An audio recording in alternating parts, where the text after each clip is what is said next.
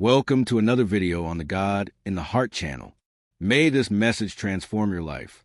May God always bless you, and may you never lose faith in God, and the miracle will happen.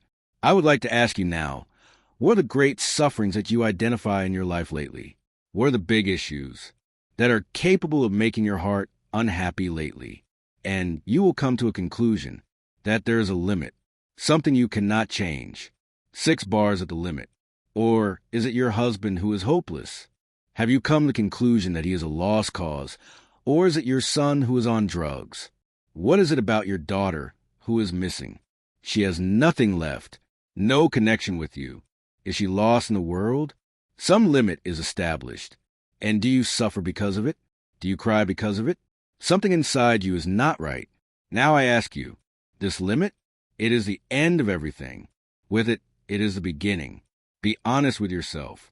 The moment you suffer the most in your life is because it was the moment you loved the most. What did you identify as betrayed love, or because you identified as absent love? It is to be won. It is your wealth.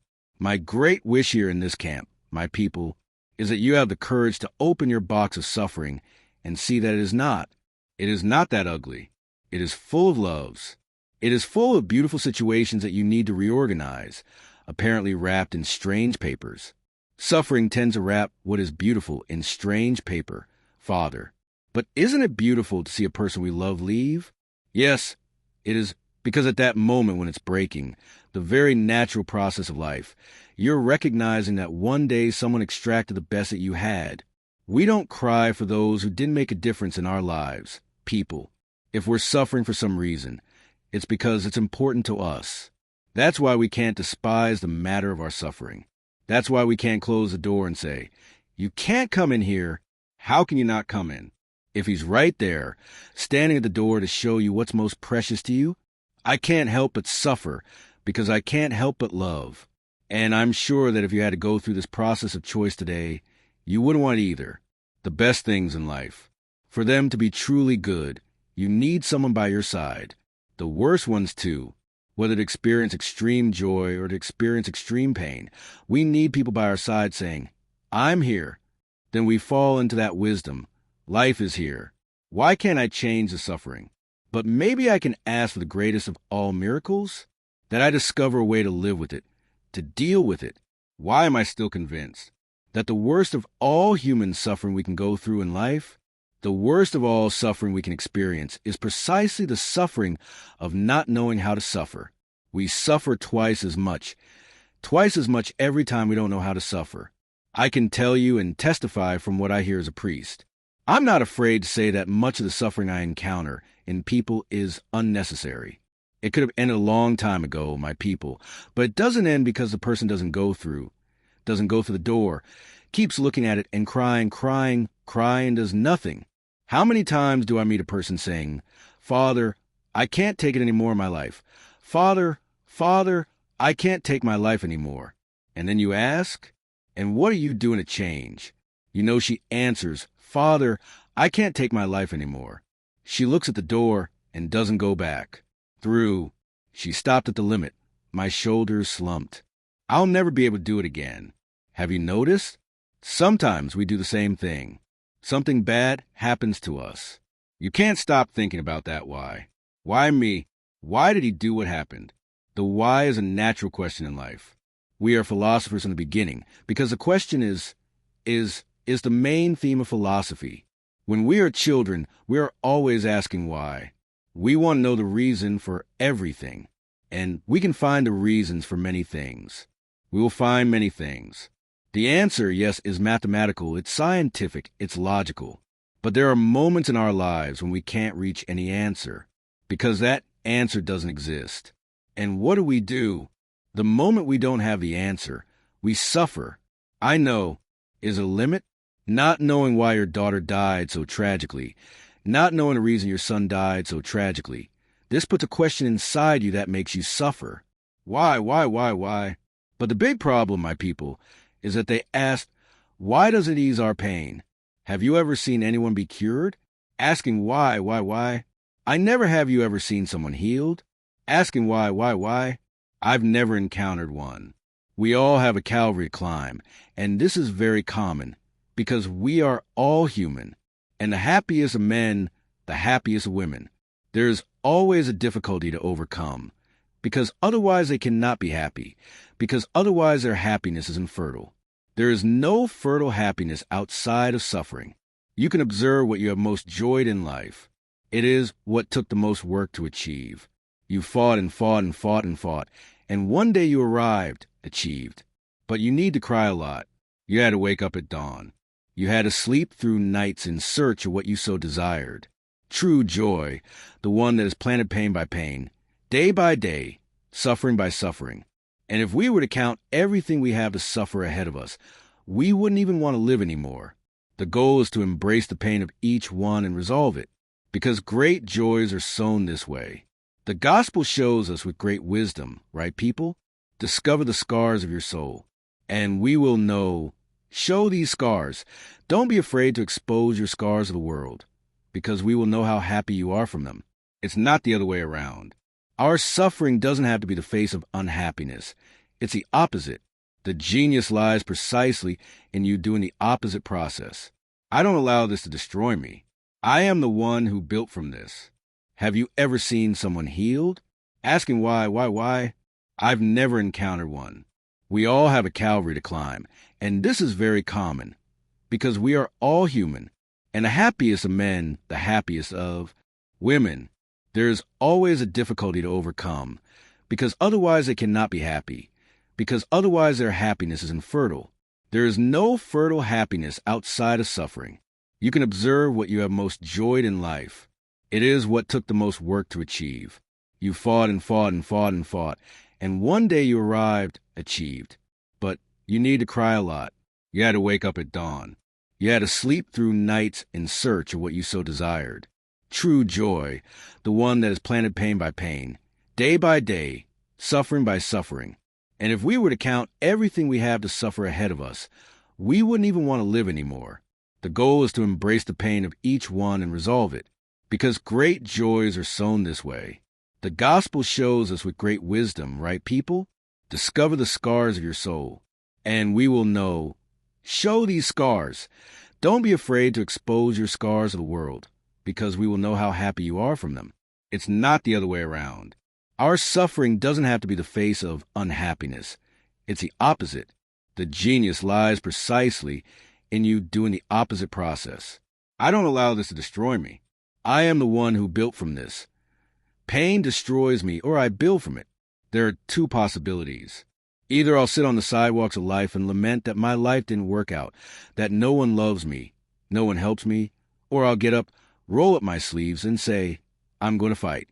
Because I don't have the right to suffer as much as I do and not live the process of resurrection. Genius is born precisely at the moment when the opposite hits a person, and they have to respond in some way. Reality is before us, and we need to do something. And the first detail that is interesting, when do we suffer in life? When does suffering knock on our door? Every time we experience a limit. Suffering in human life is natural. You won't find anyone in this life who hasn't experienced suffering. But why do we suffer, Father? Because I'm a wimp? No. We suffer because there's an applied, concrete concept within us called a limit. There's no way to get rid of suffering, my people. We saw here in the first part of the morning that suffering is natural. It's everything that's natural in life. It's what hasn't been added. It's part of the human condition. Suffering is in me. It's in you. You experience it in a small way. You experience it in a big way because we are limited. Our limit is so great, my people, that we don't know how to live without the other. That's why we suffer when others leave our lives. The condition of limit makes us think of the other as part of us. Me, because I'm limited, because I have limits. I need to love. This is so beautiful, my people. Love is born from limits. When we recognize that we cannot handle life alone. Maybe that's why our hearts hurt so much when we are attracted to the one we love. Maybe that's why our hearts hurt so much when we betray the one we love. Because when I am betrayed, I become even more limited. Look at your heart. Have you also betrayed the one you love? Many times. Many times. How many times have you deeply offended the one who gave your bones? How many times have you exchanged? The one who fought for your life, for your past, for your present, and for your future. Did you exchange for a new friend who had no commitment to your happiness? You don't have to go far. No. We all have a heart of Jacob within us. We betray, we deceive, we hurt, we wound. Because this is where we function. It's what you think about yourself. What you think about yourself has a direct impact on what you think about others. Generally, those who think the world is terrible have already decided, here it is terrible. Is that so? The vision we have of the world is a vision we have of ourselves. That's why St. Paul will say that conversion is a change of mentality. We change the way we look at the world. We naturally change the way we look at ourselves. We change the way we look at ourselves, and naturally, we change the way we look at the world. Then you understand, Jacob, in your human process of being imperfect, of being destitute, of betraying your own brother, of committing such absurdities. How many times do we do this too? Suffering can awaken the most selfish in us when we only look at what we are going through. Even because people, a beautiful way we have to overcome the tragedy of our lives is to look at the people who are by our side and try to help them. That's when we make our tragedy a starting point and not a point of arrival. My tragedy, your tragedy, my pain, your pain cannot be our point of arrival. It is our starting point. You cannot remain still in the Calvary of your life. My people, we will do this with you. Know that Calvary is a natural process, and we all go through it all the time. And the more honest a person is, the more horses they pass through, because self-knowledge is like this. It's like shining light on a dirty pane of glass. The more light there is in that pane, the greater the impurity you'll perceive in it. This is what humanity is all about, bringing the light of the resurrected one to yourself, and realizing that there's a lot of cleansing to do, and that this cleansing doesn't discourage you. May you rejoice. May we look at ourselves with optimism. Optimism is good, new. You haven't given up on us. Do you still believe in us? Do you still offer the cleaning cloth? You don't have to die with this dust. You don't have to die with this impurity. You never miss an opportunity to heal us, to wrap us, to protect us. Did you need to be born many times? Wasn't it just once that you needed to be born in this life? Wasn't it just once that you felt moved by a wound that expelled you? There were not a few situations in this life in which we the movements of the contraction that expelled us from that comfortable place. And so you built your story. You are building your story. I have no idea what you've had to face to be you. No idea? Look at you from here. I have no idea what you've had to face and what you need to face daily to be who you are. But I'm here, as a priest that I am, believing in the power of the gospel to give you the sustenance so that you continue to have the right to be who you are. You can't lose. Heart, you don't have the right to stop. I don't want this suffering. Suffering comes, do you know why? To alert us that something is wrong, that something needs to be changed. That's why we feel pain. Thank God for every pain you feel. Blessed be the kidney that lasted. It hurt at the right time. It announced that it had a stone in it. Could it be that he's hurting, bothering you, so you know he's not okay? Liver, the worst thing about a child who doesn't hurt. Do you turn yellow? The Mary Lou train is already done. It's over. You look really bad for yourself. You can't handle it, and try to resolve the situation that makes you completely yellow to see if you can solve his problem. Tell me, my son, find a way. I'm not doing well, since he doesn't talk. Actor, it signals that something needs to be taken care of. The day we stop feeling pain, we die from the first flu. Pain is the sign that we need to take care. Pain is part of the calm of this faith. Hi, you only know what you want. Who fights for freedom? I don't want God to remove suffering from my life. I want God to change the way I look at it. We suffer because we are limited. We suffer because we have boundaries. The concept of boundaries is similar to the concept of limits. Now I ask you, is there a problem with us having limits? Is there a problem with us having boundaries? Is there a problem? No. But then I ask you, why do we suffer so much with the limits we have? Why are we not capable of experiencing the limit in a way that it doesn't suffocate us? Why do we suffer so much with the limits of life? Why do we suffer so? much when we cannot act, when we cannot do anything. It's because we usually face it. That the end has come. Isn't that true? That's why suffering is natural when people leave our lives. That's why we miss them so much. We miss the people who are special in our lives so much. Longing is a realization of limits. Longing helps us measure how much we love. Remove a person from your life. Think about your life without that person, and you will discover how much you love. The experience of limits. That is why love is pain. Love is suffering. And the more we delve into the capacity to love, the greater our sensitivity to suffering. Then you will say, then, Father, the more we love, the more we suffer. I regret to inform you that because the experience of loving is the experience of touching the limit. That is why suffering is so linked to love. People, we don't suffer when we don't love. There are no reasons to suffer when you don't love. But I ask you, is it possible to live in this life without the involvement of love? It's not possible. I feel limited all the time, and all the time I need someone by my side, someone who looks into my eyes, someone who says, I'm here, someone who holds our hand when we're going through the difficult tunnel. Fabio, I'm here by your side.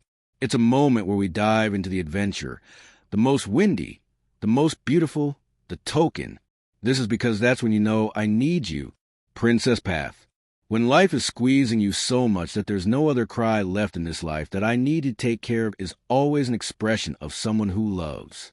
Nobody likes to see a loved one living in the old way. Nobody likes it. Nobody likes to look into the eyes of others and realize that life has already gone there. And increasingly I convince myself, my people, that my job as a priest is this, to wake people up. Waking people up to a new life is a beautiful challenge in today's world. Coming out of the tomb. By the way, I want to thank you for the opportunity, for the immense affection I receive from you behind the scenes there, the little gift that arrive, the little letters that arrive. You know what I find beautiful? The generous response from people who say, Father, is your ministry waking me up? Why does it wake me up too? I also tend to sleep. And when we find out, is our main objective here, do you know what it is? I want to see you happy.